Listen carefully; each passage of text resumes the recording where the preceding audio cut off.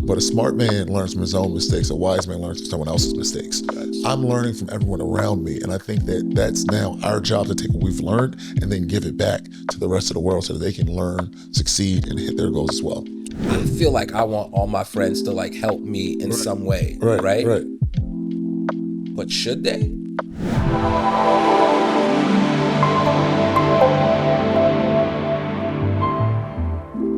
Hey, what's going on, everybody? Welcome to another episode of Who Knows What We're Calling This. Whether this is biblical bifocal or TDY, we're not sure, and quite honestly, we don't really care. But listen, I'm how do I put this? I have a guest today, and the conversation today is one of those conversations where it's like you don't know how much it impacts you and how much it blesses you until you've kind of experienced it firsthand, and then you become a lot more retrospective on it. So I want to encourage you guys to just lean in, because I think this is going to be a really, really cool episode. Two things. I'm a new dad. So if you hear that in my voice, what you're hearing right now is no sleep. What you're seeing in my eyes is no sleep. So bear with me. Pardon me on that. I appreciate you guys for the lot of you guys that watch this. Okay, so I got my man's in the building, man. My man's 100 grands. I got my man Nigel. And before I introduce Nigel to y'all, before I let Nigel introduce himself to y'all, I'm gonna introduce Nigel to y'all. Okay, so Nigel Sydnor. Born and raised Baltimore, Maryland, man. Hooper for real. Played Division I basketball. That's where kind of like we connected. Met through a couple friends and just kicked it off from there. We share a lot of the same perspectives. He's one of my only friends that has a full beard as well. So, everybody else be feeling inferior when they sit down with me, but it's okay. He's kind of like we're equals. We're equals on that, right? He's out here in the A for the day, and we're gonna make it. We're gonna make it special. So, hey, Nigel, I appreciate you for coming through, bro. Absolutely, bro. Thank you Glad for to be stopping here. by. Glad to be here. Very excited. Did I do a good job introducing you? I would say so far so good, man. I mean, the number one thing you started with is I'm from Baltimore, Yes, right? sir. I mean, I think that's first and foremost. That's the greatest city in America. So let's just start Is that there. the greatest city in America? I'm just going off what Google says. So there's a little journey that I can take you on that. If you go to Google and you type in the greatest city in America, and then the next thing you must do before you scroll to those multiple pages, just click on images. Once you click on images, you're going to see Baltimore. Baltimore, Maryland. Guaranteed. It's interesting because Baltimore, like when you think of a good city, we think Yeah. about like sports teams, we think about like schools, we think Yep. about access to healthcare, we think about a lot of things, Yeah. and like Baltimore low key checks all of them off, Shockingly. but the crime be kind of through the roof. That's just bad marketing. That's bad It's marketing. crime everywhere. It's bad marketing. We're in Atlanta right now. There's a lot of things that people say about Atlanta that are also true. Yeah. Okay. So yeah, on top of being, Baltimore's biggest fan. Yeah. What Yeah. else are you? Yeah, so I'm a son of God, right? I think that I've never actually told this version or this side of my story. I'm actually a pastor's kid. Oh, wow. So my dad, he was a youth pastor at Brooklyn Tabernacle, was a youth pastor at a really big church in Baltimore called Mount Pleasant. So, I mean, I think that he served multiple congregations of over 5,000, youth and young adults. So that's, I'd be curious to get into that a little bit today as well. Absolutely. That's interesting. I never typically PKs have a certain personality to them. Yeah. People always think I'm a pastor's kid. Yeah. But like, I'm not. But that's pretty interesting. Okay. And you're here in Atlanta. Yep. You don't stay here in Atlanta though. My man is a Yeah. I'm in LA, man. The city is taking advantage of, the city has given me some opportunities that I could take advantage of that I'm really, really excited about. And I'm sure I'll be able to display some of the different things that I've learned and grown since moving across the country, right? I think a lot of times we look at the United States, we don't understand the distance from Baltimore to Los Angeles. It's no different than being called in Europe and anywhere else. It's a very, very far distance from your family. Facts. Okay, well, I'm excited. So like one of the biggest lessons that I've learned just through like connecting with you and through like the work that we did together on a couple businesses and like just building a friendship over the course of how long has it been? Like 5, 6 It's years been now. years. Yeah, it's been years. Is like there's almost an art and a science Yeah. to like relationship building. Coming from a sales background, Mhm. because we're both in sales, so we kind of have to navigate like I'll say this in our day jobs, we have to navigate the science of relationship That's building, right. right? In our personal lives, we then have to navigate the art of relationship building, Yeah. right? How have you kind of navigated those in your life? Like, what would be the importance if you could kind of sum that up of relationship building? Yeah, I think that one of the hardest things for people to do, which should be the most simple thing, is show up. Right. I think that my thing is I show up and I do what I say I'm going to do. So in the case of this opportunity that we're going to share right now and just really just tell each other's story, we talked about this a couple of months ago, right? So then there was a process where we said, hey, look, I'm going to be here this date, this time. Here's how it's going to flow. Here's how we're going to prep. I don't think that's any different than how I try to show up in any of the other relationships in my life. And I think that that's why relationships have been so both pure and important to me, because I show up for you no matter if you need me, if you don't need me. I'm the friend that's always going to call, text, check to make sure that you are working according to your goals, holding you accountable, but then also being receptive to learn and being held accountable as well.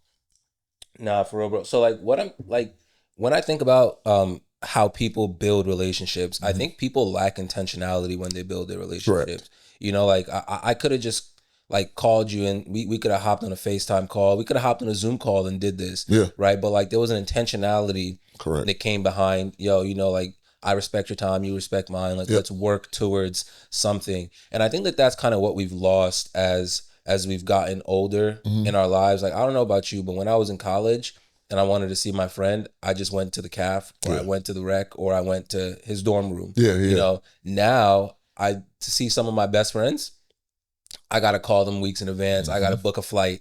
You know what I'm saying? And I gotta book a hotel room, Yeah. like to go visit them and stuff like that. And people think that people see that extra step as like a barrier Yeah. to continue to maintain and push for the relationship, but ultimately it's life. It's one of those gates that you have to cross through because you don't work this hard to stay the same, right? And when So, you change, so you it's change interesting. It's consistently. interesting that you say that because in LA I look at it one of two ways, right? So I do have certain people, I do have certain friends that I talk to pretty much every Tuesday, right? It's not scheduled, but it's scheduled. We know that every Tuesday we're going to talk. I have about 2 or 3 people that I talk to every Tuesday. Well, let me ask you this: is that because of proximity? Like, is that because of you guys are doing something every Tuesday, or is that just a scheduled cadence with those people? It's life, right? So in the case of 2 of the people that I talked on Tuesday, one, she's actually off work every Tuesday. So we have like a running joke where we talk every Tuesday. She's like, "Oh, it's Tuesday, I'm off work," right? But it's like a check-in. Mhm.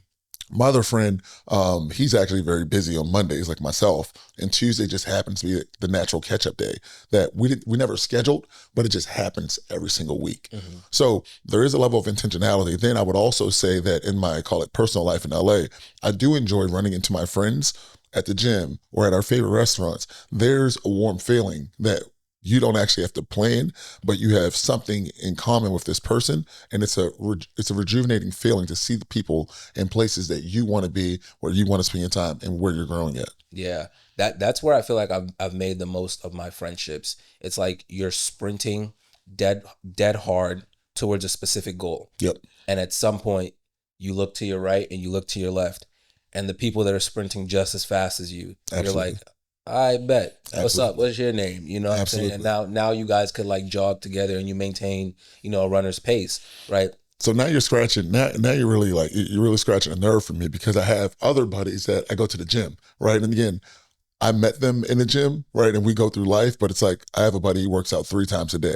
I typically try to work out 2 times a day, but now we're racing each other, a healthy competition, but we're racing each other to the gym. So who can get there first? Can you get there at 5 a.m.? Okay, cool. If you can, then when are you going to get your next one in? He usually goes between like 2 and 5, but it's just like the old Kobe story, right? So he goes to the gym at 2 o'clock and I see him, drenched in sweat. And I'm like, bro, you're not going to outwork me. So I'm like, show me your watch. Let me see, let me see what you've done. But again, it wasn't scheduled. It's healthy, but it's a push. And I think that a lot of relationships that I've learned how to maintain through sports have then brought into my personal life. And that's what keeps me going. And that's what really funnels me to see how, as these individuals grow in their journey, reading books, working out, spending time with their family, how can I bring those same important steps into my life? Facts, facts. I think we even got ahead of ourselves, and that's what A I little love bit. about these podcasts, Yeah, because yeah, like yeah. we kind of we go with the flow and go with the spirit.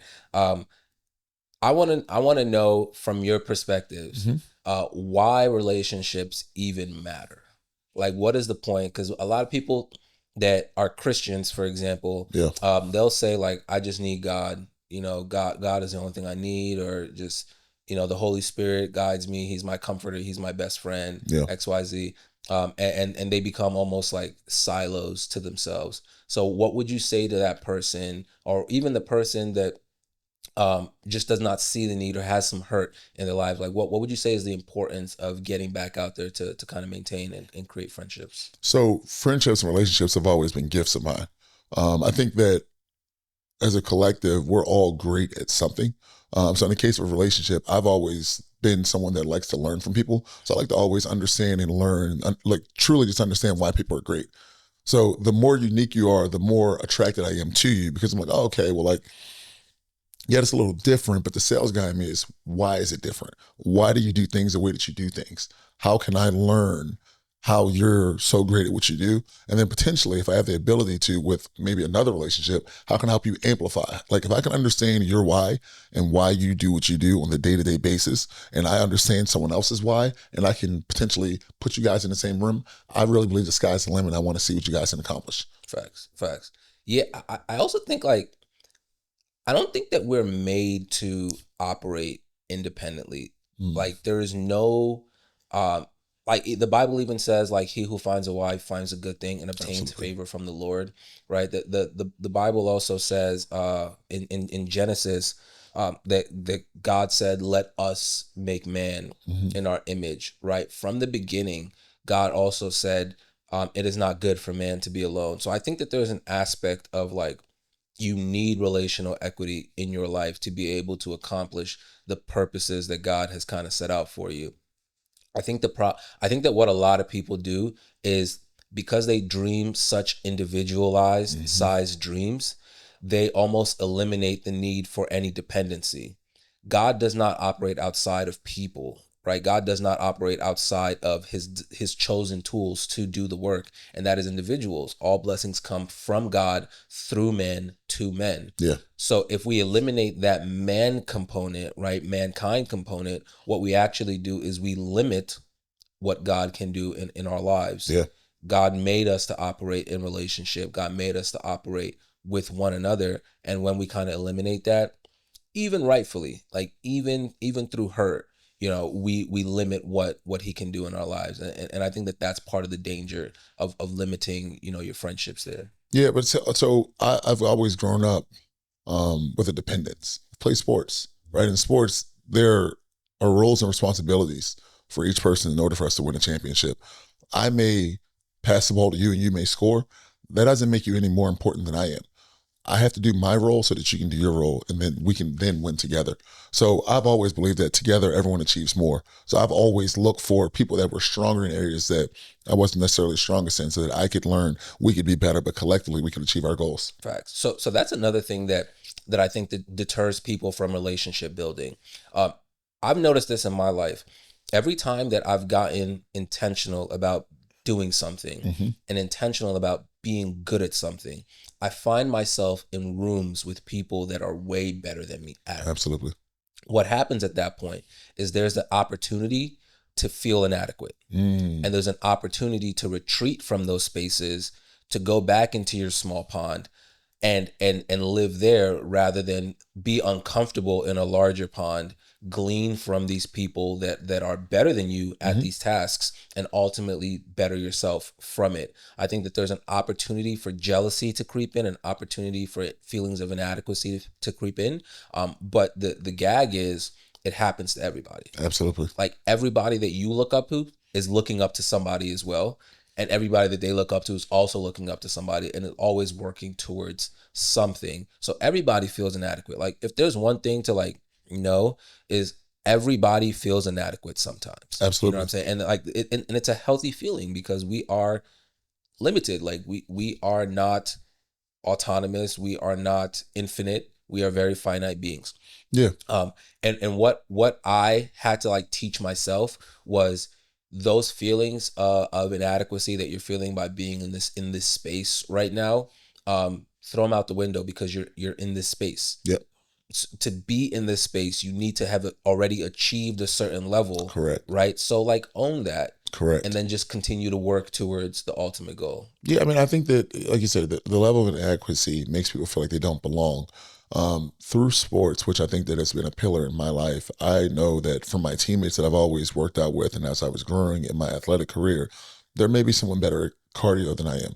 So why don't we go do cardio workouts together? That part. Doesn't mean that I'm going to be able to achieve the same level of cardio that they achieved, but I'll be better than I was. Someone may be a better ball handler than I am. Okay, cool. What type of drills are you doing?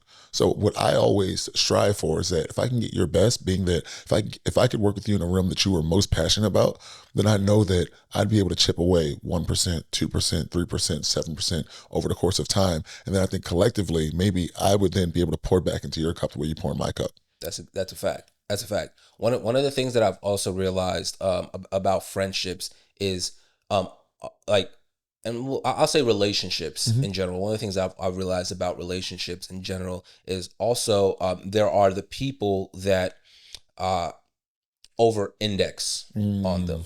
Yeah, There are the people that feel like relationships are the end all be all, correct. right? Where when there is a need, when there is a want, when there is a lack, or an expectation, they're prone to look external. Yep. They're prone to look horizontal rather than vertical, right? Or actually internal and then vertical, or simultaneously. And I think that is an egregious over pivot Agreed. from the first set of people that have no want or no idea of the relational or the power of relational equity. So like I want to just talk to those people that over pivot and feel like relationships are the end all be all, like relationships are the ultimate currency, and almost idolize it in a sense, right? Like what would you say to that group of people?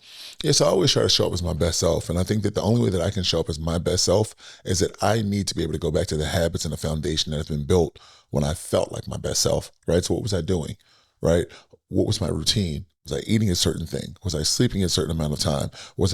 Was it on vacation? Was it in a specific city? Was it around certain people? So for me, that's why going back to Baltimore, although I live in LA, or going back to some of the different pillars in my life, call it New Jersey, Connecticut, Miami, these places are important because these places left breadcrumbs along the way that allowed me to be who I am and allowed me to be my best self. And sometimes that motivates me to then be able to show up and be whole when I go into any room. Facts. Facts. It's like it's a sense of understanding who you are before you step into the room, or understanding who you are before you feel the need to go outward to Correct. other people. I'll also add to that, um, like your most valuable relationship is the one that you have with God. Like your most valuable relationship is your vertical one, not your horizontal That's right. ones, right? And what you actually do when you look external and look Mm-hmm. horizontal before you look internal is you've created like an idol, Yep. right? Yes. I actually made a video about this. It's like, and this will probably bleed into like another conversation, but I think there's a concept of what's the word I'm looking for here? I think there's a concept of selfish sacrifice, Mm. right? Where you're selfishly sacrificial, where you give to others to fill like a void in Mm-hmm. yourself, Mm-hmm. or you extend to others, you extend yourself to others Yeah. to fill a void in yourself. Like I always think about like, and this is a bad example. Don't take this is just like this is a very dramatic example. Let me say that, not a bad example. I always think of people like Dr. Martin Luther King, Mm-hmm. right? Would would would Martin Luther King's kids prefer to be Martin Luther King's kids, or would they prefer their dad to still be here today? Right. Yeah. When I think about stuff like that, I think about how people will go through lengths, and I'm not saying Dr. King did this, because he was definitely pivotal for what we did. I see a lot of people, especially in the over secularized culture that we live in, and the over grind and ambitious culture that we live in, Sure. especially in places like LA and Atlanta, Yep. where it's like people go through lengths to be used by God, or go through lengths to be seen and to be helpful and to be, when in actuality, and they position it as like, this is fully selfless, I'm doing Right. this for others, I'm da da da da. That's true. When in actuality, it's normally like Selfish. overcompensating, and it's like it's a selfish sacrifice. Yeah. Right. And it feels like what's the word when something like contradicts itself? I don't remember. It feels like a contradiction, like Yeah. saying the word selfish sacrifice. But from what I'm looking at, like, yeah, you might have sacrificed, but that wasn't for them. Yeah. That was for you. No, I think it is a fine line. I think a lot of times people, you could unconsciously do it, right? You could unconsciously be feeding your ego in the midst of trying to potentially help out someone else. So I think it comes down to the intentionality that we spoke about earlier, right? So it's like, at the end of the day, how are you showing up for this person? Like, when there is nothing that you can really gain, and I think a lot of times people don't even understand, relationships don't happen overnight, right? A lot of times we look at the Hollywood and we look at the director say Facts. action, right, or cut, but we don't understand that it really takes years to get to know someone and get to see their habits, but then ultimately choosing someone and growing with someone as they go through these different obstacles, that takes a lot of time, love, and care as well. Facts. That we can't overstate or understate, but you ultimately just have to be there for that person when it needs you. Facts. So you're hitting on a couple things, like the pillars almost of a healthy relationship, or like the pillars of any relationship. And I know that there's different types of relationships. So I kind of wanted to like jump into that, because I don't, while I agree that like these are fundamental pillars of any relationship, like trust, love, like showing up for them, showing up for yourself first, being whole, like you need to have all these things to like maintain good relationships. I don't think that everybody should have access to you in the same way, and especially in the same season of your life. Like there are seasons of my life right now where like I have literally cut people off for nothing that they've done particularly, just because they don't necessarily fit like the trajectory of life. And I kind of struggle with that sometimes, because it goes back to like the sacrificial nature of true relationships. It's like, should all of my relationships be beneficial? That's the question that I ask myself sometimes. It's like, do I need to grow from, or do I need to grow from every relationship that I have in my life? Right. Or is somebody else's growth enough? Is pouring into somebody else enough? And in that pouring, am I growing? Yeah. These are kind of the questions that I kind of run through myself. So I think what you're saying as far as the seasonality, right? The seasonality and being able to understand where you are and being present where you are is truly important. I've built a rule in my life probably about 6 or 7 years ago now, where I do an audit every 90 days. I audit literally every part of my life, whether it's my spirituality, right, my finances, basically my relationships, right. And I just really want to understand. Yes, I know I haven't caught up with this person in maybe a very long time, but ultimately, why are we friends? What do we have in common? Are we in common because we're both single? We both like going to clubs. We both like to travel. We both enjoy learning. What's the commonplace? Is it that I like filling their cup, right? Selfishly, right? Is that why we have a friendship? We have a relationship? I think that when you go through that process, both internally and, like you said, looking within, and then ultimately looking vertical, that then allows me to pray the prayer that has changed my life more times than any other prayer in my life, which is, God, make it painfully obvious what you want me to do next. Right. I now have a list of things that I'm working on, my goals that are important to me, the people that are in my life that are, structured, and that you only have so much time that you can give these people. Right. Then obviously we want to give as much as we possibly can to our spiritual relationships. How do we balance everything? God, make it painfully obvious all that I have in front of me. Make it painfully obvious how you want me to handle and go on this journey. That's a dangerous prayer, big dog. It's very dangerous, bro. And it works every time. I feel that. It works every time. I've been praying a dangerous prayer too. I might do a video on dangerous prayers. I like that. The dangerous prayer that I've been that I've been praying recently is one, God slow me down. Like, I don't want to miss your presence. It's actually a song, right? God slow me down. I don't want to miss your presence. I don't want to be anywhere that you're not. So if you're not there, I don't want to be there. And if you are there, that's where I want to be. And it's dangerous because we don't want to slow down in this culture. And also the places where God shows up in the fire with the 3 Hebrew boys, in the eye of a storm, right? So you know. And then the second dangerous prayer is what was it? God slow me down, and man, I just had it in my mind. I was literally just praying it this morning. Okay, it's gone. It'll come back to me. Yeah. But okay, let's pivot to types of relationships. Perfect. Because I think that the different types of relationships also changes how you obviously relate in those settings. The first type of relationship that I kind of want to talk through is the friendship. That's probably the most obvious type of relationship that you think of, right? Sure. When I think about my friendships, I go back to this thought over and over and over again in my life. Iron sharpens iron. Correct. Right? If you're not helping me grow, then maybe I don't want you in my life. Yeah. And then that is instantly met with, why everything gotta be about you? Why is it just because they're not sharpening you are willing to cut them off? What if God is using you to sharpen them, right? Why does everything have to be about you? I like that. And I don't know.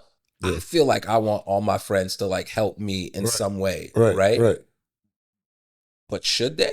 Like, I'm gonna just throw that back at you. Like, is that a thing? Yeah, I mean, I think that as ambitious people, you're attracted to ambition, right? I think that just outside of everything, and say, okay, cool. I don't care what you're passionate about, but it's so cool that you found something and you're designing your life and you're designing your purpose around something, right? And I think that, but the other side of it is, we've all had mentors, we've all had coaches, and these people have poured into our life and given. We've all had parents, and these people have poured into our life well before we could ever give back to them.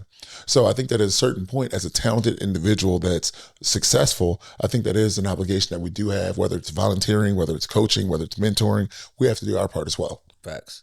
So what I'm hearing is, we have to sharpen people and not expect to get sharpened back sometimes. So I'll take it even further.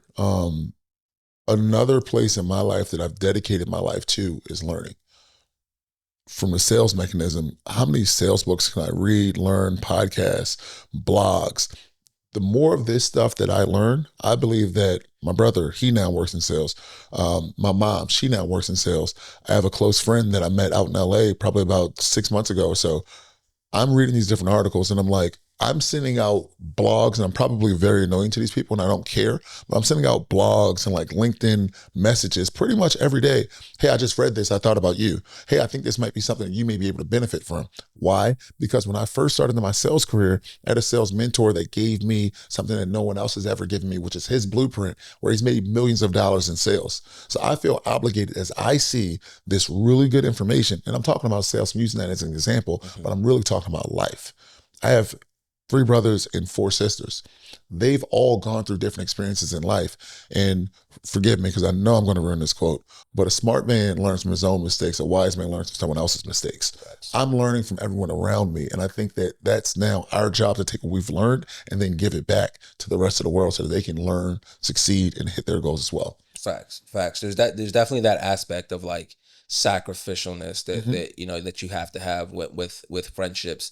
I don't know, for me and a lot of my friendships, I've kind of realized that friendships are like seasonal, like they kind of like fall in and out. One of the best things that I enjoy about my friendships is like low maintenance friendships, the ones where you can kind of set on autopilot for a little bit and then like check in and you realize that you're both working still and it's cool. Is that not sales though? In sales we have accounts, right? We have our enterprise accounts that are going to be 6 to 9 months before we even close, but we're still going to send these drip campaigns. We're going to send emails. We may send a text message. We may do a phone call. Doesn't necessarily mean that they're ready to buy today, but ultimately you're going to check in with this person, you're going to check in with this company, and you'll be able to move the deal forward. Exactly.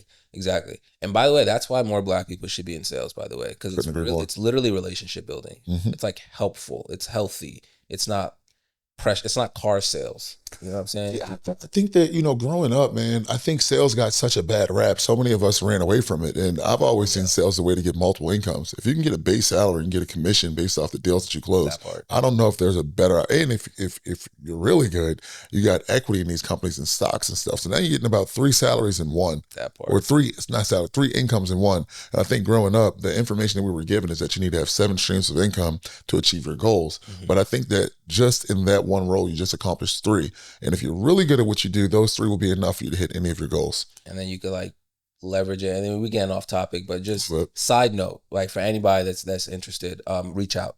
yeah, Reach please. out. Yeah, Like I'm here. yeah, like Nigel's a really good contact for this. Absolutely. I could also talk you through this. Like I'm mentoring a couple of people right now through into sales, like technical sales. Yep. And I'm more on the technical sales side, the sales arm, but Yep. Nigel is Enterprise sales. Yep. Same Nigel's big difference. on the like the enterprise sales side. So yeah, Yep. reach out on that. Okay. The second type of relationships, quick sidebar, you know what I'm saying? Helpful. The helpful sidebar. The second type of relationship that comes to mind is like romantic relationships. Yeah. Now these get a little bit stickier, Hmm. in my opinion. The only how do I put this? We're not supposed to have many of these, Correct. so they're supposed to be nuanced in and of itself. Hmm. There is a criteria that the Bible never tells you who to marry.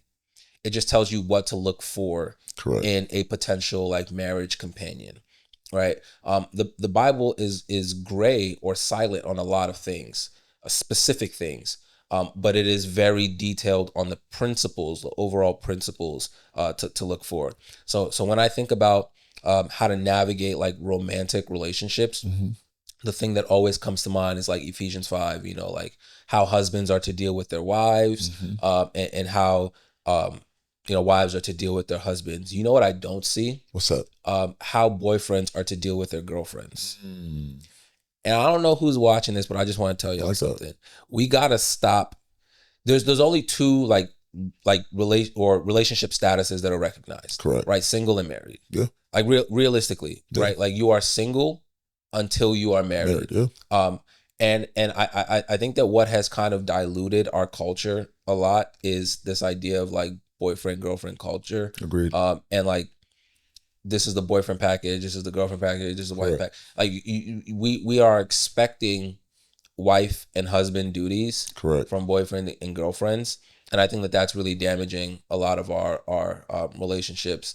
I think the weirdest quote that I've heard, which is like kind of like nasty to think about, but still like true, Yeah. is like your boyfriend or your girlfriend or like your romantic significant other or whatever, is your brother and sister in Christ first. So you Yeah. should see that as almost essential until you guys are married. Yeah. So like it should almost like gross you out, like Yeah. to do anything That's interesting. overtly with them, because they're your brother and sister in Christ before they're your husband Your or wife, husband and wife, yeah. right? And I do think that I've seen that a lot, like with a lot of my friends in the Yep. dating market right now. That market is hell, bro.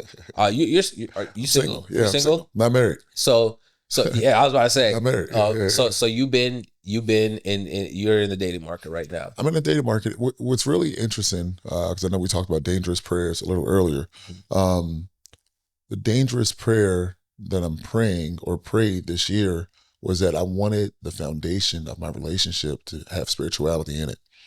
And that's dangerous. I live in LA, right? That's very dangerous. Like there's Sin City and then there's LA. Antidote. When I first moved to LA, which is roughly about 6 years ago, I really, really struggled to find a church home. And part of giving and giving to your relationships, I've had friends that have been in the current church home that I have for over 4 years. And I've been invited multiple times, but then there's always like that sexy church, that really TV glorified, magnified church. But I just never felt at home. Right. So I kept going to, some of these different churches and trying to find that home. I want to bring it full circle because of my dangerous prayer that I wanted my foundation to be spirituality. Man, the way that God's been showing up for me these last 6 months of my dating life, every single chick that I've encountered to go on a date with has had a relationship with God. And Yes. it wasn't even the questions that I was asking. It was more so the way that they were showing up, the Bible verses that we were discussing. Basically, our common ground where we were meeting each other outside of the physical attraction has always led back to the spiritual attraction and the relationship that they have and the personal relationship they've had with God. I mean, small, but very big. But ladies and gentlemen, if you go on a date with someone and you say, hey, as soon as the food comes out, you want to pray, I'm telling you, the elevation of that conversation, the elevation of that date is night and day. I really recommend that people try it because as I've gone through this process this last 6 months, how heartfelt and how warming it is for a young lady to be like, hey, look, can I pray over the food? There's nothing like it because that is a part of my criteria and some of the principles that I'm looking for when I look at moving from single to married. Facts. Facts. That's actually a fire tip. Yeah, like I'm out the dating market. I'll Yeah. never be back in the dating market. But Thank God. yeah, by Yeah. God's special grace, bro. But yeah, that's actually like a really good insight on that. Yeah, I know. I talk to so many of my friends that are like still single, like still Mhm. dating and all that. And like from my mentees, like the Mhm. number one piece of advice that I give them is like growing to be the man that could be a husband Mhm. right before you look for a wife. Yeah. I give the same analogy about, you're on a racetrack, you're sprinting in your lane, Yep. and then the person that you look to your left and your right after a certain amount of time sprinting, Yep. that's going to be your running mate. That's probably your wife, right? I don't recommend um, I don't recommend marrying based off potential. All right. I agree. I feel like I kind of married based off potential. Mm-hmm. Um, my wife was when we were in college, like she was a double major, math and business. She was like very go getter ish, very like entrepreneurship ish. And back when I was in college, I was the same way. Like I was like, I can't wait to graduate, can't wait to start my business, can't wait to invest in real estate, all of Yeah. this. And when I tell you that as soon as we got married, she was like, yo, I want to be a stay-at-home mom. Yeah. And I was like, you lied. Yeah. Like you got like I sold. you know what I'm saying? Like you catfished me. Yeah. And then like as soon as I had my son, I was like, I want to get out of I don't want to be an entrepreneur anymore. Right. I want to get out of real estate. Remember back when I lived in Baltimore, Yeah. as soon as I had Malachi, Yeah. up and Yeah. dipped Yeah. to Alabama. Sure. Yeah. You know what I'm saying? Yep. I'm like, yo, I want to refocus on it. So like if my wife married me because she saw a potential real estate tycoon, Yep. we would be divorced. If Yeah. I married my wife because I saw somebody that was going to run my business and accounts and assist me in building an empire, we would have been divorced because that Totally. would have been we would have met those expectations and failed on meeting those expectations. So like that's why I don't recommend marrying potential. What I do recommend is like if they can check off maybe like the like 4 out of 7 or 8 things on your list, Yeah. lean into it, right? So I think it's a couple things though. See, like I think that yes, I agree with that, but I think that as men, selfish, I speak for myself, but as men, I don't know how often we've been asked what we want, right? So I think that as an ambitious man, right, if I can't dribble with my left hand or if I dribble with my right hand better than my left hand, I'm just going to get in the gym and figure out how to dribble better with my left hand. Well, how do you allow your lady to show up for you? And how do you show up for your lady? How do you choose your lady or, like I said, man or woman in this case, on a day-to-day basis, right? And I think that that art that I personally have seen both my dad and my mom do in my life and in their lives and the way that they've selected each other, that art sometimes is gone because things are so transactional, right? I think that what you just said from the standpoint of, hey, this is what I saw in my wife when I was determining whether or not she was my wife, and this is what my wife saw in me. But you guys have the adaptability to still be able to choose each other, regardless of the 4 out of 7 or the 4 out of 8. You guys said, hey, look, we have the ability to stick it out. We have the ability to choose each other, regardless of the career path that we're on. Yep. There's something there. And I don't know what that foundation was for you guys, but you guys had a foundation where regardless of income, regardless of location, right? Because as you just mentioned, you guys have moved multiple places, but you still chose each other no matter what. In fact, I'll tell you what it was. Like what I saw in my wife that made me marry her. Like because when you marry somebody, like you're not saying yes, you're not saying I do to what you have seen. Correct. You're saying I do to what you haven't, right? Like for better or for like worse, that. to Yeah. death do us part. So like you're not up until that point. Like yeah, you're there. So obviously you do, right? But do you still do 40, 50, 60 years down the line? Like Sure. the back end is what you're saying I do to. What I saw was her ability to communicate. Mm. What I saw was her love for God, right? And Jesus Christ, Yeah. specifically God, because y'all know y'all be throwing gods Yeah. like Yeah. there's a lot of gods out there Yeah. nowadays. You Yeah. know what I'm saying? What I also saw was like her empathy Mm. towards other. I saw how maternal she was from the jump, right? And then Totally. I saw what like the family background that she came from, That's and important. like, bro, huge, That's important. huge. On Uh, both sides, male and female. A yeah, male's foundation has he seen marriage of females as well. I will say even more important is the male side. Mm. I will say that only because like typically the male side like receives, Hmm. right, like the woman's side. Yeah. There's an aspect of like leaving and cleaving, Hmm. but as a man, especially if you're like a first son or like in an African like household dynamic, Yeah. you have a responsibility to your former family, Got it. right? While you carve out this new family, this new nuclear family, you still have a responsibility. So you don't want to shrek that responsibility. You know, like Jesus, while he was dying on the cross, Yeah. he still had the mental wherewithal, Hmm. dying on the cross, to look at John Yeah. and look at his mom and say, John, that is your mother now. Correct. Right. You know what I'm saying? So there's Correct. like, you can't just cut off your family when you get married. Like that's not biblical. It's But social media though. that is social media. That's social media. That's women on social media Okay, being there we really go. mad. There we go. That's a lot of hurt women on social media Right. being really, really mad. And rightfully, like, they got some rights to be So hurt, that but what just they're happened. incorrect. Yeah, for Just sure. because you're angry doesn't mean that you're correct. Right. Correct. Okay. So what I saw in my wife enabled me to say yes, regardless of what would come and would happen in the future.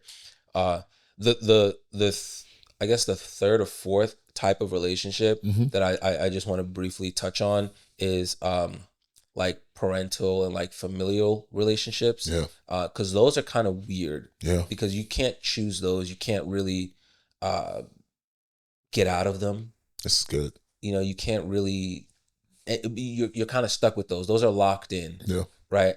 Um, how have you kind of gone? Now you said you have four brothers and three sisters. Yeah. 4 brothers and 3 sisters. Okay, I also have I have three brothers Hmm. and three sisters. Big family. So yeah, bro, that's why I want two Yeah, children. yeah, Like, yeah, you know yeah. what I'm saying? So I was actually told at dinner last night by my mom because I'm actually out here for my brother's baby shower. My mom said between the two of you guys, because my mom has 2 kids, my dad has multiple kids.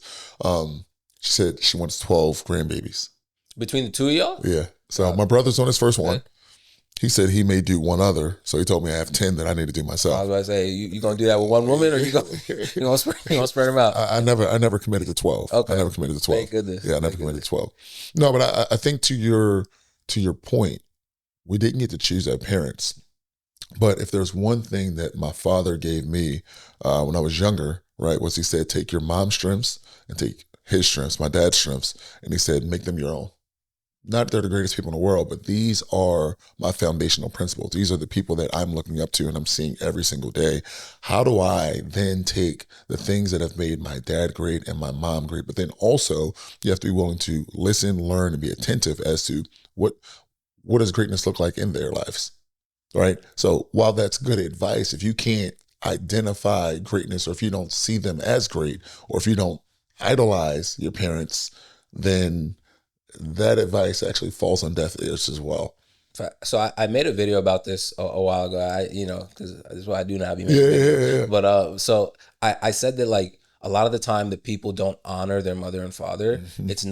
It's not dishonoring in an active sense. It's more like losing reverence for the role. Sure. Because I think that when the Bible talks about honor your mother and father, I don't think that it's telling you to honor a specific person. It's Mhm. more telling you to honor the role, right? The I like that. office of mother and father. So that means even if that person wasn't a good mother and father, but because they have the title of Mhm. mother and father, because they have the office and the role and the position of leadership there, right? Read Romans 13:1, right? Yep.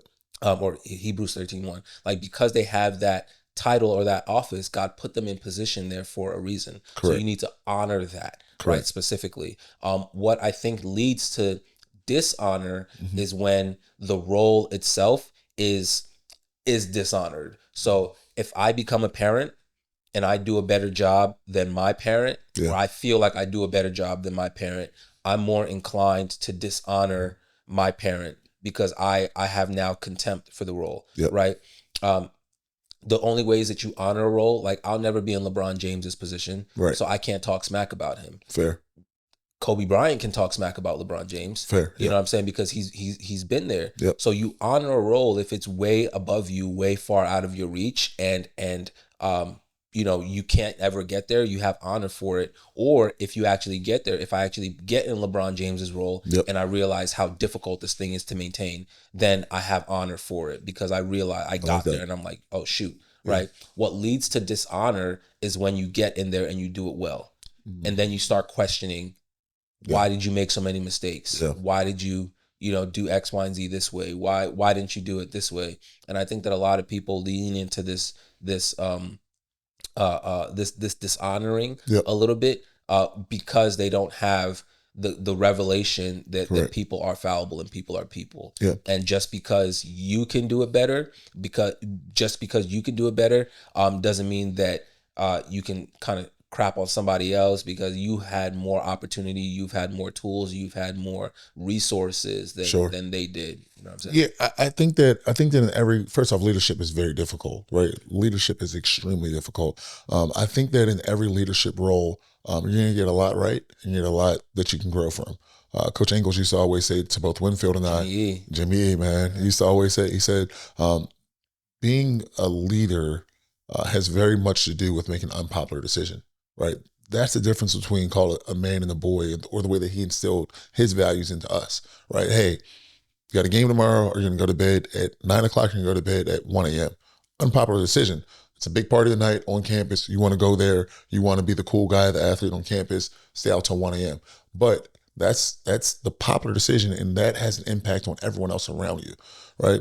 It's funny. My pastor actually preached on relationships last Sunday. And of course, he spoke about honoring your mother and your father. The role itself, and being in such a thankless role that I haven't had the privilege of being in yet, because it is a privilege. But what he also spoke about is being a father is a privilege. It's one of God's greatest gifts that he can give you, because he puts you in a position to, one, be a leader, but then also raise the next generation. Going back to our previous topic, from the romantic standpoint, he talked about he ran into this guy. He's preparing his sermon for last Sunday, and he ran into this guy, and he wanted to speak about relationships himself.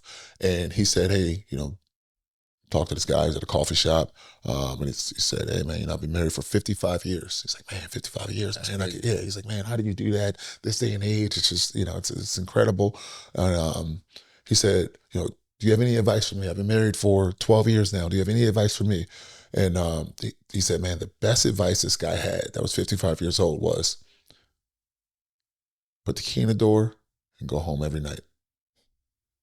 No matter what's going on, put the key in the door and go home every night." And I think that why that's important is both on the romantic side and from the side of our parents. Our parents chose us every single day. I can think of countless times in my life where my family couldn't afford to eat, and my mom would be like, "Oh man, I already ate earlier." And as a kid, you believe it. You're like, "Oh, she already ate earlier." In reality, we couldn't afford for all of us to eat, but she chose us. And I think that when I look at the romantic side and I look at the next steps for me and taking that next step in choosing my partner and being able to be in love and being able to start a family, it's both putting the key in the door, but then it's also being able to make that sacrifice, being empathetic, being able to communicate, like you said, and really just choosing each other every single day. That's fire, bro. That's fire. When I think about when I think about the types of relationships that I want in my life, there's a model in Matthew 26 when Jesus was going to the Garden of Gethsemane. And I pulled up the scripture. I'm just going to read it. Sure. But I think that like Jesus perfectly models this, and and we could apply it to our friendships, to our romantic relationships, and to our parenting and sibling relationships as well. You ready for this? Please. All right, so it says, "Then Jesus came with them to a place called Gethsemane, and he told his disciples, 'Sit here while I go over there and pray.' And taking with him Peter and the two sons of Zebedee, James and John, he began to be grieved and greatly distressed. Then he said to them, 'My soul is deeply grieved, so that I am almost dying of sorrow. Stay here and stay awake and keep watch with me.' And after going a little further, he fell on his face and prayed, saying to his father, "My father, if it is possible, let this cup pass from me, yet not my will, but your will be done." Done. Mhm. So it says that first he came to a place of the Garden of Gethsemane. He came with his 12 disciples. Mm-hmm. He then told his 12 disciples, "Wait right here." And then he took his three disciples, James, John, and Peter. He took them a little further. Mm-hmm. And then he told those three, "Wait right here." And then he went a little bit further and fell on his face before his father. Yep. Right. And what I'm thinking in my mind is like, when you build your relationships, you're going to have a tribe. Yeah. Right. You have relationships that you are literally born in this world with, Yeah. right? Your parents, your siblings. Yep. You have relationships that you cultivate over time, your friends. You have relationships that are there for you, hopefully for your entire life, right? Yeah. Like your marriage. You have a tribe of people. That's your 12. Mm-hmm. Your 12 can only go I like with you that. so far, Yeah. right? At some point, you need to take an extra step. You need to go a little bit further Yep. with your three, Yep. with your Peter, your James, and your John. Those could be your best friends. Those Mm-hmm. are people that call it, their best friends. Those are like your life partner, your Yep. wife, for Yep. example, like your mentors, your mom, your dad. Those people in your life that you trust with your deepest, darkest moments. Yeah. But ultimately, it says that he went a little bit further and fell on his face and Mm. prayed to his father. There's going to be seasons in your life where you're not going to have those three people around you. Yeah. They're not going to be able to sustain you. If you read a little bit further on, it actually says that he came back multiple times to check on them, and they were falling asleep on him. Mm. Right? So he was hurt by that. But ultimately, he realized that, yeah, I might have my 12, and then I have my 3, but only relationship that I always have, that I could always rely on, is the vertical one with God. Sometimes you just got to fall on your face before God, man, and just pray it out, cry it out, That's and interesting. get back up and keep pushing. I'll tell you one of the key things that I also took from what you just said, right? So it's yes, it's everything that you've said. I agree, right? So people can only go so far with you. Again, we really talked about a lot of the dangerous prayers that we pray. But the other side is, how do you repair relationships? Mm. When someone let you down and you felt like they should have showed up different and or better for you in that situation, how do you personally, how are you able to repair and reflect on those different relationships? One of my favorite quotes is, "I used to be bound, now I got boundaries." Mm-hmm. I used to get hurt a lot when people like would disappoint me in Mm-hmm. relationships, and this exact passage is another. It's essentially a masterclass on dealing with relational hurt. Because once again, Jesus took his 3 closest friends, Yeah. at the most difficult time in his life, where it says that he was praying so hard that he was sweating blood. Mm-hmm.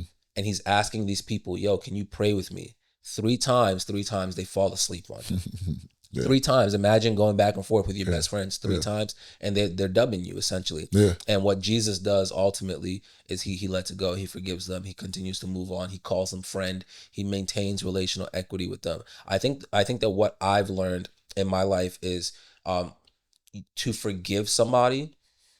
You don't necessarily need to forget what they did, Yep. but you need to let go of the feelings that arise Mm. when you think about what they did. Yeah. Right? So you place boundaries in your vicinity Mm-hmm. to ensure that you don't necessarily trigger them in the same way, or are re-triggered in the same way. But if you completely detach from the person, right? If you cross the street from the person, Yeah. and don't engage with the person anymore, then I don't think that that's true forgiveness. Can I tell you an analogy? Please. I have people in my life that have been deeply wounded, Mm-hmm. right? And when somebody has wounds, they stay for a while unless Yep. they're healed. So when I think about, so like the analogy that always comes to mind is, imagine you are walking down New York City, Mm-hmm. with a severe burn victim that has all these wounds on their body. Yeah. And what happens a lot of the time is, in New York, it's a very crowded street. People bump you, people scrape you, Yeah. you Yeah. just get touched. So imagine grazing, you're walking through life with this person, and you accidentally graze them on the arm, and you touch one of their wounds. Mm. You just cause them an 8 out of 10 pain, Mm. excruciating pain. And in return, what do people do when they have been hurt? They hurt That back. hurt. Yep. So imagine you just graze them with your arm, you cause them an 8 out of 10 pain, and they punch you in your chest. Mm. And they inflict that same 8 out of 10 pain on you. well, you both are feeling 8 out of 10 Yeah, both pain in right now, pain. but Yeah. those two actions aren't equal. Right. You are more inclined to want to cross the street Mm-hmm. and no longer graze that person, no longer Correct. give yourself opportunity to graze that person anymore. That is the culture that we live in right now, where it's like, you hurt me, we're done. Right. It's over. Yeah. What I believe that the Bible teaches, right, is how many times are you supposed to forgive your brother that sins against you? 70 times, 7 times. The idea is not to keep track of that. The idea is to lose count, right? But what you can do is, now you can set up a boundary. Maybe I won't walk as close to you, or maybe we Right. walk staggered. Yeah. You know what I'm saying? Yeah. So that's how I've learned to navigate it in my life. I have people that I have grazed as I walk through life with, Yeah. that have retaliated in very, very painful ways. Mm-hmm. But the lessons that I've learned is, you are always going to be bound in areas that you don't set boundaries in. I like that. So I set boundaries on relationships, so to make sure that I don't necessarily get hurt the same way. I like but that. I never break off relationships. I like that. Relationships are God's greatest gift to man. Mm-hmm. No. Well, the salvation is God's greatest gift to man. For sure. Relationships. Yeah. No, I like that. I mean, I think that we get caught up in ego, man. I think ego, like, obviously, there's a book called "Ego is the Enemy," right? And it's so easy. I don't have that one. You don't have that one? Yeah, it's a good one, man. It's a good one. But I think that where growth took place in my life is I had to let go of ego, because, call it, someone could do you wrong and you could take offense to it, but you don't even know their situation. You know what they've shown you, but you don't know their situation. I think a lot of times, I can speak specifically to myself, but someone may make a promise to you, whether it's financially, whether they say they're going to show up for you for any reason or anything. Better example, my brother has a baby shower today, and he's like calling people. He's like, "Hey man, are you in town? Are you still going to make it?" I can only imagine how it feels when someone gave him his word and said that, "Hey, I'm going to be at the baby shower," and they're not going to be there, right? The natural reaction would be, "Man, you told me you were coming and you're not coming." But the fact of the matter is, although they probably haven't communicated with him what's actually going on, it could be finances, could be their wife or their kid is sick.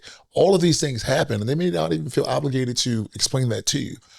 But on the surface, you said you were coming and you're not there, and you take that for whatever it is.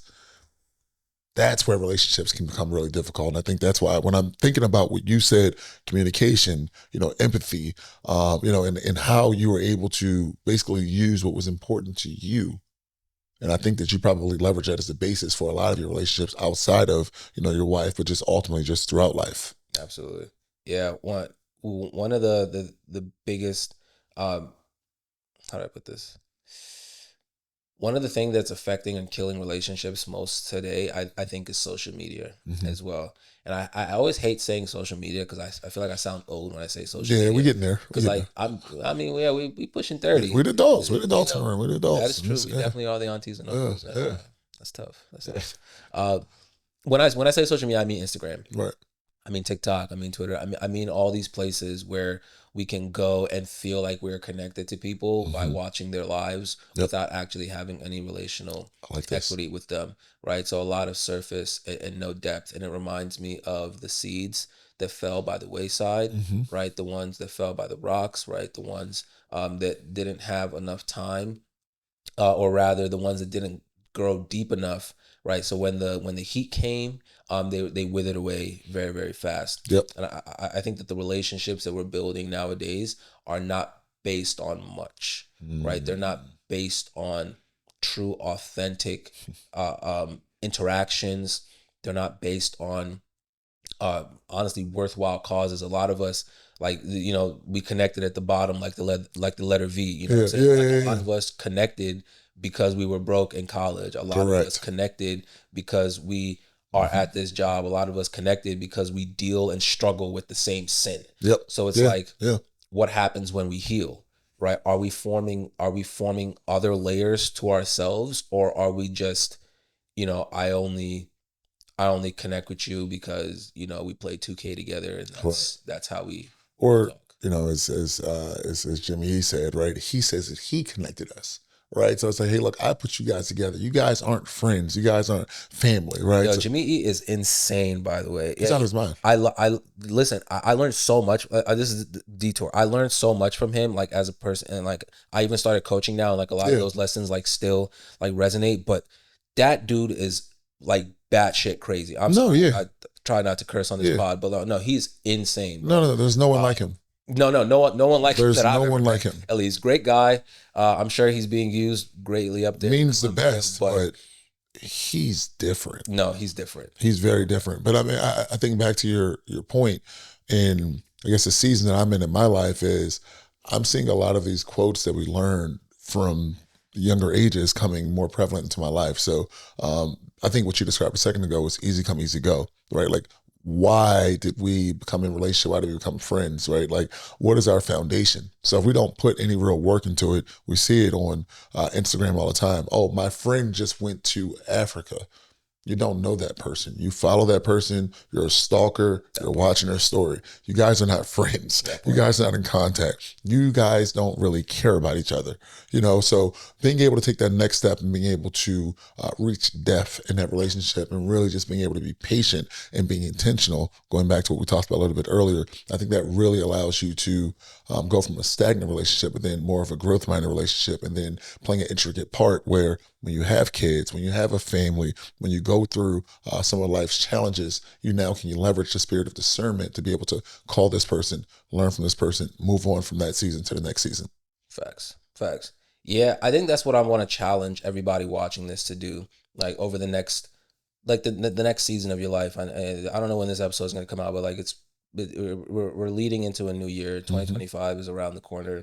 I think everybody needs to like take account and take inventory of the relationships in their life. Recognize who is there for you and who you are there for and what you are there for, why you're connected with this person. Is there a specific reason to be connected with this person, and who you would want to be connected to, right? And work to get in those spaces, work to get in those rooms, and ultimately work on the relationship that matters the most, which is your vertical relationship with God. Because if you do those things, I truly believe that the next season of your life is going to be the best season. And it sounds like I'm preaching, but like Amen. I know from my personal experience that when I locked in with God, Yep.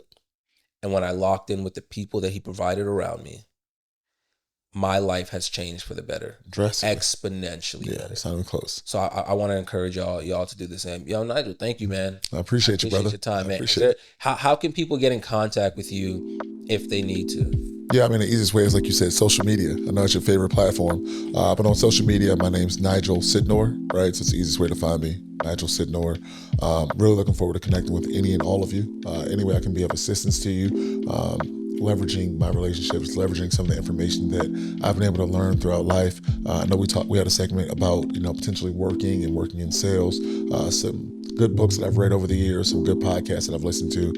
Any way I can be of service to you, I'm open and willing to be able to help you out any way I can. Hey, I love you guys. Thanks for watching. Give this video a big thumbs up and a like and do all that YouTube stuff. But more importantly, I want to continue to challenge you guys to grow more in your faith, continue to see the world through a biblical lens. All right, y'all. Peace.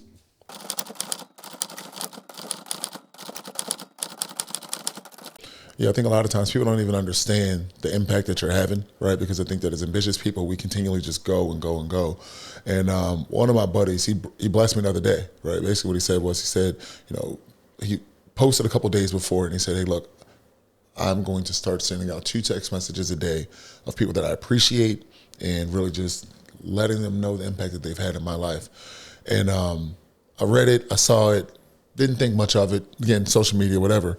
But man, he sent me a message and he said, Nigel, my brother, I just wanted to show you my appreciation this morning and let you know that your hard work isn't gone unnoticed. The strength, resilience, and pure focus you bring every day is powerful. You've been tested from LA to Miami, back to LA. You faced challenges that would break most, but you didn't fold. You kept pushing forward, setting a standard that reminds me and others what true grit looks like. I'm beyond grateful to have you in my life. You make everyone around you want to level up and want to be better. Keep being an example, keep grinding. You're making an impact that goes far beyond even what you can see. Proud to call you my brother. That's something somebody reads at a funeral and they're like, you know what I'm saying? Like, why don't people, like, we should be getting those while we alive. I agree. But again, going back to what I want, like what I wanted for my 32nd birthday was that. Not the message to come to me, but for people to be able to rejoice. Because I feel like a lot of times when we come together, it is a funeral. The family reunions have been taken out of our community because we're all too busy.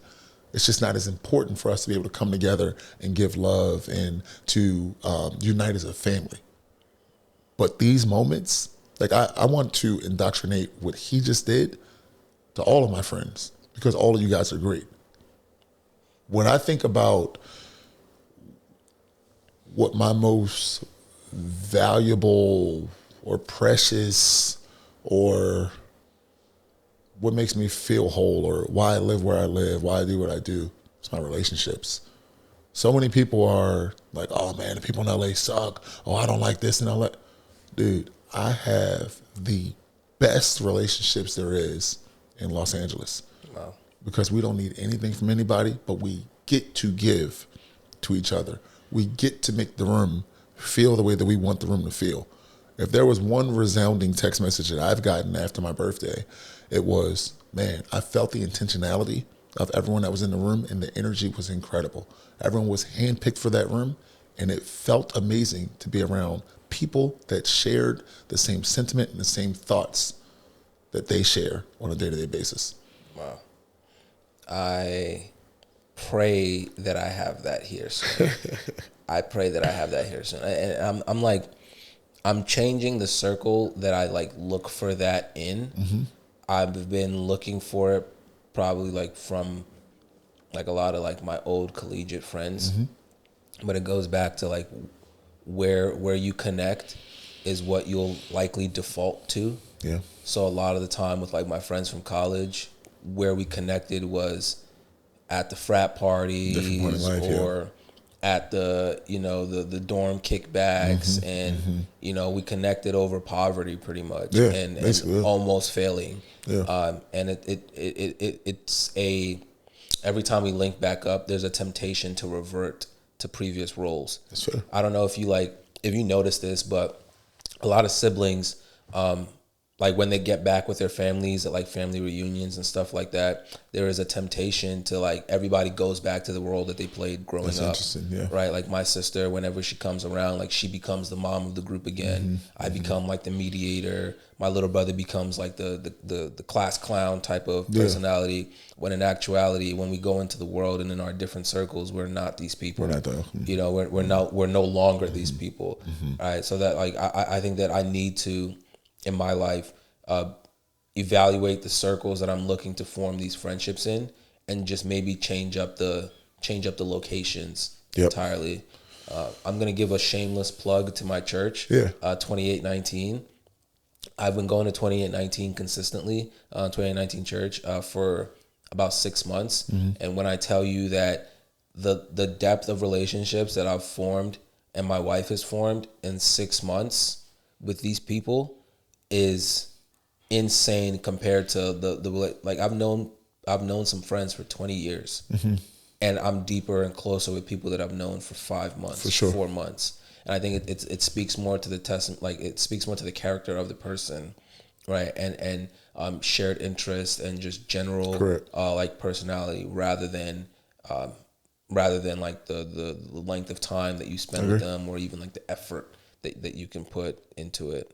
Yeah, it's interesting because I think that going back to the seasonality conversation that we had earlier, we actually have to also be open to that, right? So I think that your previous statement was, I'm looking to be a little more intentional about the people that I meet and how I meet them and where I meet them. So because you're more intentional now and your eyes are open, it's no different, in my opinion, than when you get a car and you start to see that car over and over and over again. Well, you now have a microscope on certain things, and I think that kind of guides your eyes, guides your ears, and puts you in a certain mindset to be receptive of the relationships that you're now building. Facts. Yeah, bro. I mean, I'm not gonna. Yeah. I got a question since we're doing this uncut thing. Okay. Yeah. Okay. So when you said the family members kind of revert back to the roles, all right, hear me out. I think sometimes it's kind of therapy for people because when we're in the world, finding our way, planting our stakes or whatever the case, like we can never really be who we really, really, really are. You know what I mean? Like I always got to be the professional version of me. I always got to be the person that has the answer. I always got to be the person that encourages. I always got to, whatever the case, you're that person. And sometimes the only way that we can go back to being like the person who doesn't have to have anything to do anything is with our families. It's like, hey, when I'm with my family, I'm just Gerald, the youngest brother. I'm not the this, or I'm not the that, I'm not the that. Yeah. Do y'all think that sometimes like we need that decompression from professionalism and success and to revert back to that no responsibilities person? What do y'all think? I'll argue no, that I don't think any version of regression is good. I think that like if you move past a season, there's no instance where you should be going back to a previous version of yourself, unless it was a better version of yourself. You know what I'm saying? I would argue that what is actually happening in that sense is you're looking for comfort, right? Like you might be looking for, and it's a fleeting comfort. You might be looking for familiarity.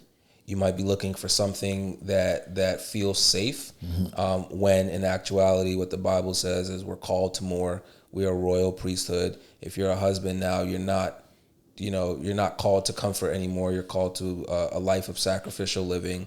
I would argue that regression does way more harm than good, ultimately. Yeah, it's interesting. I come from a really big family. Facts. So, and I've carved out a decent life for myself in this world. I think to both of your points, it's both comfortable and uncomfortable, right? So the comfort is, hey, I have the ability, I'm the youngest boy in the family, I have the ability to be the youngest boy and allow others to take control of the situation. But the uncomfortable part is I've earned the right to make decisions in a room where I wasn't able to make a decision when I was younger. So it becomes uncomfortable, both for myself and call it for other members of my family, when I say, hey, look, I'm not that anymore. So there is no room for regression in this case, because when it comes down to certain things, it's going to be time for me to step up, and I'm going to have to be the person that's going to take care of those things. And that's become my role, regardless of when I was born. So you're youngest son, right? Yep. Youngest boy.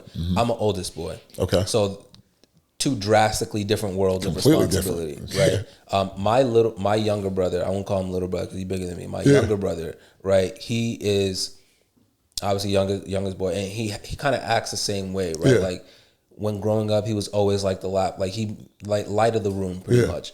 Now that he's growing into like a grown man, whenever we're around, there's always this temptation or this urge to just put him back in that role. Yeah.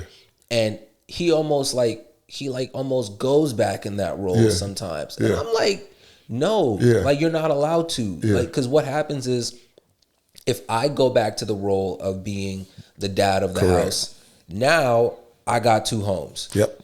And, I'm working really hard on only having one home here. You know what I'm saying? Like, I'm working really hard on like doing well in this home. Right. Like, I don't want that added responsibility. And I played the role for a season, and God graced me for the role for a season. Yeah. But what happens when you try and operate in a role that God no longer gives you the spirit for anymore? You end up like Saul, who ultimately like pretty much ruins his life, right? And has to commit suicide. Or was it Saul that had to fall on his sword?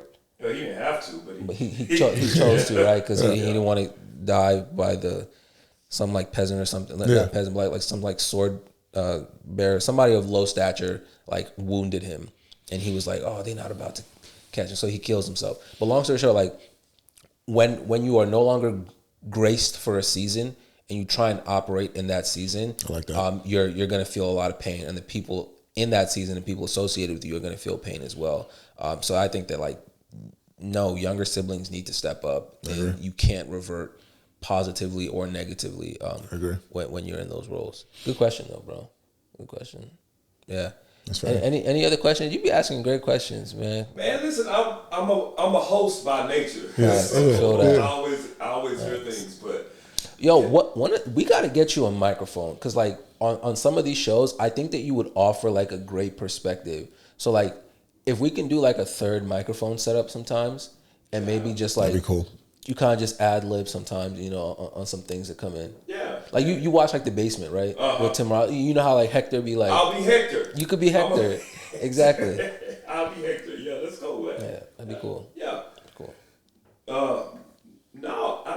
No, man. I think that's just how, but what you're saying though, I think that's very interesting.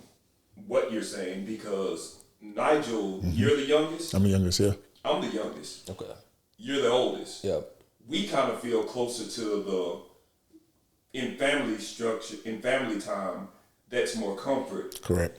You look at it as in family time, that's more responsibility. Yes. I think that's very interesting because you see it as a burden, we see it as a release. Yep. Exactly.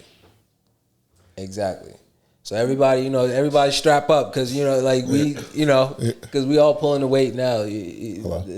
That was the struggle with my family. It was like everybody has their roles, Yeah. but now we have to, like as adults, we now have to recraft these roles and responsibilities. I don't know.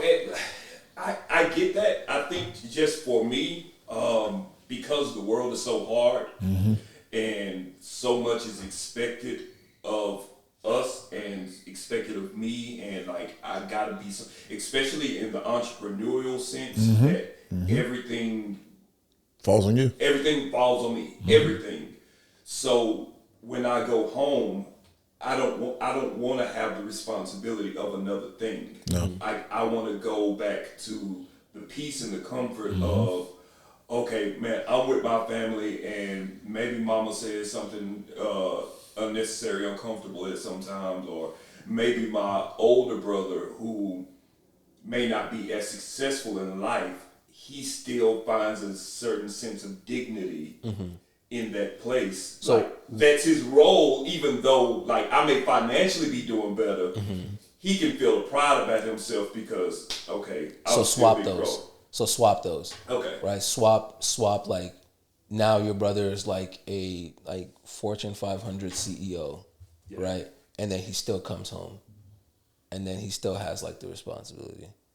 It's like, where's his comfort? I think, okay, let me say this. Whenever I catch up with somebody, whether it's a friend, whether it's family, whether it's whatever the case, whether they make $200,000, whether they make $15, when I'm catching up, I never ask them how's work going.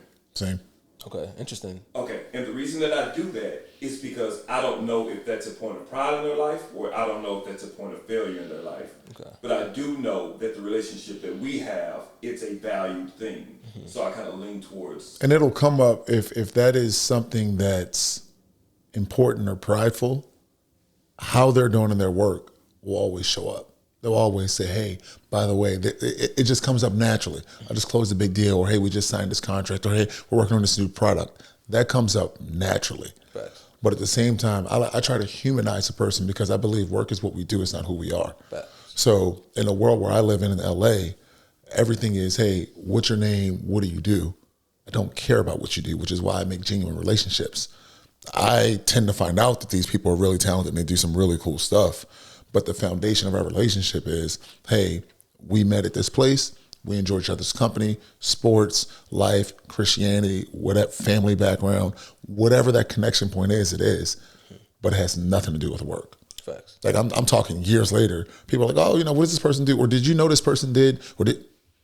Nah, I just always thought they were just a dope person, and we just connected just as like brotherhood, and we fellowshipped in that way. So it's interesting where you lie your foundation. I never want it to be work for me.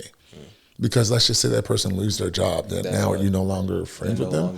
Are they less valuable to you because they don't work in that capacity anymore? Exactly. That's weird. Exactly. That's weird. I got to run all the cars outside. I really got to run. Yeah, no, I appreciate you though. Yeah, I like that little uncut session.